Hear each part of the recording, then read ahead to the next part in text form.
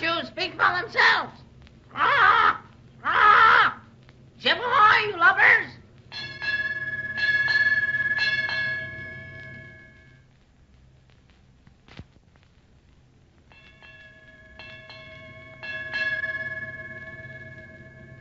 All aboard for the transcribed premiere production, The Cruise of the Paul Parrot, that thrilling adventure tale of the famous whaling days back in 1858.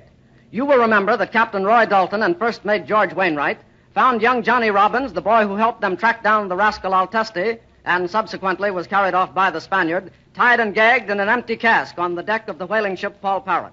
The ship has now left the harbor of New Bedford and is well on its way to sea, as we find Captain Dalton and Wainwright releasing Johnny from the whale oil cask. There, his arms are free. I haven't tied his legs, Roy. Oh, gee. What's the matter, lad? Are you hurt? No, but I've been tied up in that cask for so long, I'm aches all over. Well, Johnny, how on earth did you get aboard the Paul Parrot? I'm mighty glad to see you got free from that bill scum Altesti.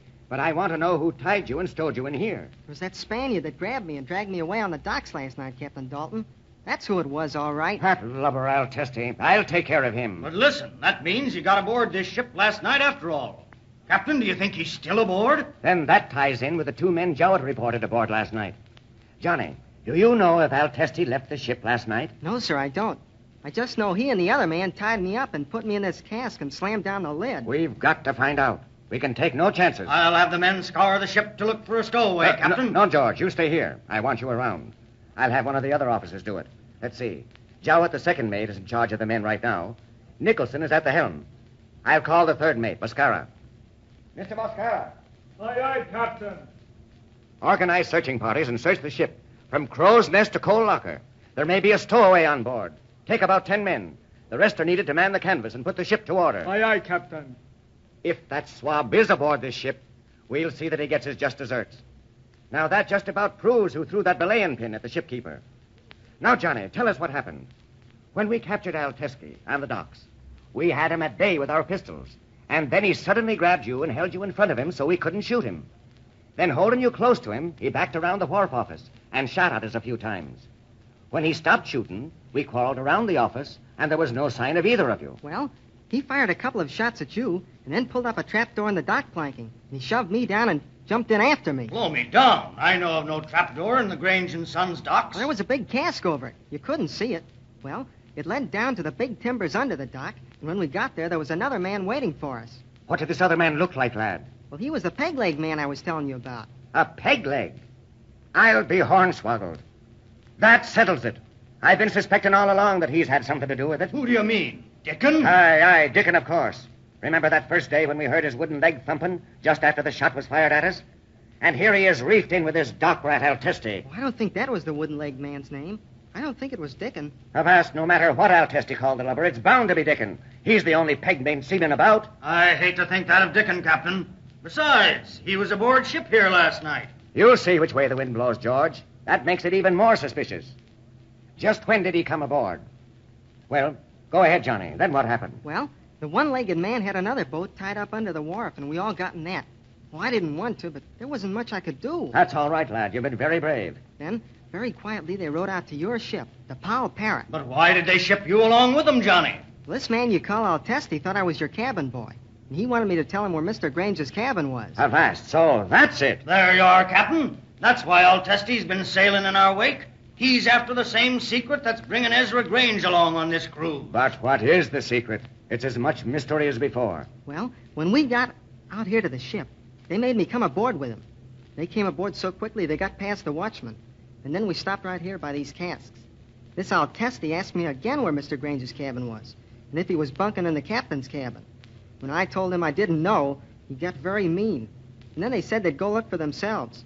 So they tied me up and put that gag around my mouth and put me in this big cask. If I ever get my hands on that rat, I'll treat him like the worst vermin in the hold. I don't know how long I was in that cask. It seemed like years and years. No wonder your arms and legs hurt. You've borne up well, son. You're a brave young man, and here's my hand on it. Oh, thank you, Captain Dalton. And can I stay? What are we going to do with the boy now, Captain? Blow me down, I never thought of that. And you were supposed to go home to your folks in the country last night. Yes, sir, I know. You see? I told you I was right when I saw you last evening. I told you you were doing very wrong and running away to sea against your parents' wishes.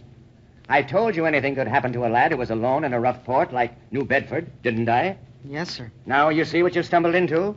Here you are sailing on a whaler that may not see New Bedford again for more than 2 years. And the offshore wind is so high we're almost out of sight of land. We can't turn about and take you into port. Well, couldn't I go along as your cabin boy or something? Son, if you wanted to go to sea, you surely hit into the wrong line. Whaling is about the hardest, cruelest life there is on the sea. You'll have to work your heart out. There'll be weary days of watching for a whale. Then the dangers of catching one when he's sighted. And you never can say when the whale is apt to turn and stave in the ship and lose all.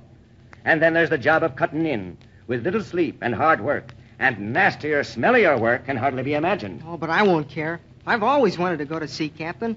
And I'll work as hard as anybody else. Honest, I really will. I see you're not to be discouraged. But see here, you've no sea chest. You've no outfit at all.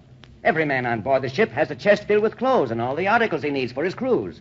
And you haven't so much as a sou'wester to break the storm. Captain, we've got a pretty big slop chest. We can let him draw on that. There's bound to be some overcoats and blankets and whatnot in there. And since we have no cabin boy, he'll fill that nicely. Oh, gee, thanks, Mr. Wainwright. Well, it looks as if you have a friend in Mr. Wainwright.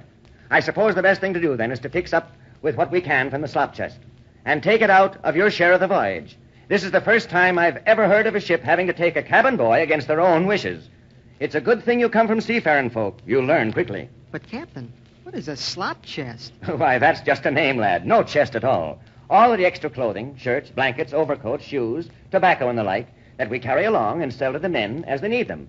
All of that we call the slop chest. It's something like a store, you might say. And the men pay for them out of their shares of the profits of the voyage. And you see, Johnny, the better a man is outfitted at the beginning, the less he'll have to call on the slop chest for his needs. And he'll get that much more at the end of his cruise for his share. Oh, gee, I don't care if I get any share at all. Just to go to sea is enough for me. Well, now, maybe we're ahead of schedule here somewhat and counting on making you cabin boy. I'd better confer with Mr. Grange. After all, he's one of the owners, and as long as he's aboard with us this cruise, we can see him right away. We'll have to be sending a letter to his folks, Captain, by the first returning ship we meet, to let him know what's become of him. Aye, we'll have to do that, or his parents will think he's been shanghaied. We'll have a wild story to tell them as it is. Johnny, lad, I know your legs are sore and stiff from being cooped up in that cask so long. Do you think you can walk on them below to Mr. Grange's cabin? Oh, yes, sir. I'm all right now. Then come ahead. I'll return to the men, Captain. Aye, Mr. Wainwright. Hold a minute. Send Dickon below to see me in Mr. Grange's cabin. We might as well straighten this out for good and all. Aye, aye, sir. Here's the hatch, Johnny. Now we go below. Right here's the cabin. Who's there? Captain Dalton, sir. Oh, come in. This is the boy I was telling you about, sir. Oh, the boy on the deck? Well, how in the thunder did he get on board the ship? It seems that Al Testy managed to get aboard last night, in spite of all precautions. And finding after he'd boarded the ship that the lad didn't belong on her, so he stowed him away in an empty cask, all bound up. Is this Al Testy person still on board? I'm having the ship thoroughly searched right now. And there's a hand in the crew I'm suspicious of. I'm having him sent here below. Well, this is interesting. And seeing that we're out of sight of land, it's not worthwhile putting about. I wondered why we couldn't send word to the lad's parents by the first ship we hail and put him on as cabin boy. We have none, you know, and he might come in real handy as a help to the steward. Does he have an outfit? We can outfit him from the slop chest and take the cost out of his share at the end of the voyage, if you're willing, sir. That sounds reasonable. We could use a cabin boy. There's dirty weather ahead, me hearty. Hold. Just a moment, Mr. Grange. Here comes the hand, I suspect, of being in league with that swab Battle Testy. Come in. Begging your pardon, sirs. You sent for me, Captain? Here he is, Johnny. Is that the lubber that helped bang you up last night? No, he's not the one. The one that was with Al Testy was real dark, like a Spaniard, just like Al Testy himself. Well, blow me down. I'm wrong about Dickon. I'm sorry, Dickon. I suspected you wrongly of something you didn't know anything about. But blasted, I'm glad to hear that you're not the one I thought. I always thought you were a good hand and a bloomin' fine man. Why, thank you, sir, thank you. Captain, shiver me timbers. I know what you're talking to. There was a couple of strangers aboard last night, and one of them had a peg leg. I seen him. And you thought it was me. That's right, Dickon, but I see I was wrong. The other swab must have jumped overboard when he was discovered. Well, that's all settled. Now about this boy. You look rather intelligent, young man. What's your name? Jonathan Obadiah Robbins, sir. What? Repeat that name. Jonathan Obadiah Robbins, sir. It's quite a lot of name for so small a hand, I think. It's out of the question. We'll hail the first ship we meet and send him back to port. What? Send the lad back to port because of his name? We can call him Johnny, Mr. Grange. What difference does the length of his name make? That surely has nothing to do with whether or not he'd make a good hand. That has nothing to do with it. We send him back by the first boat. As captain of this craft, I feel that I'm entitled to ask why you don't want the boy. As part owner of this ship and as your employer, I tell you it's none of your business. Now, don't let me see that little monkey again. Mr. Grange, I feel that it is my right to ask and to know...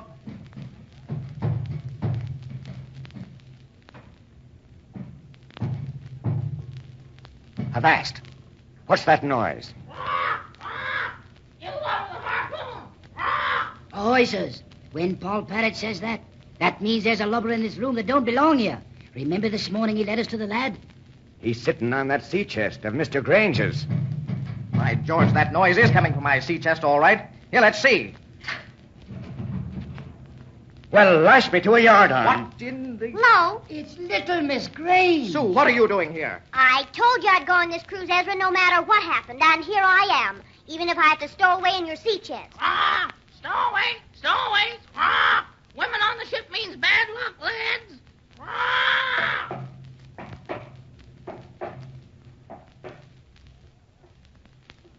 Well, this is a surprise. Now Sue is along on the cruise. Will her brother Ezra let her stay? We're glad to find out that Dickon is no longer under suspicion, but is Altesti still on deck? And what will become of Johnny? Why does Ezra Grange dislike him just because his name is Jonathan Obadiah Robbins? We may find out some of the answers to all this mystery in our next adventure in the cruise of the Paul Parrot. Be sure not to miss even one of these exciting adventures. Your Paul Parrot announcer is Dave Ward.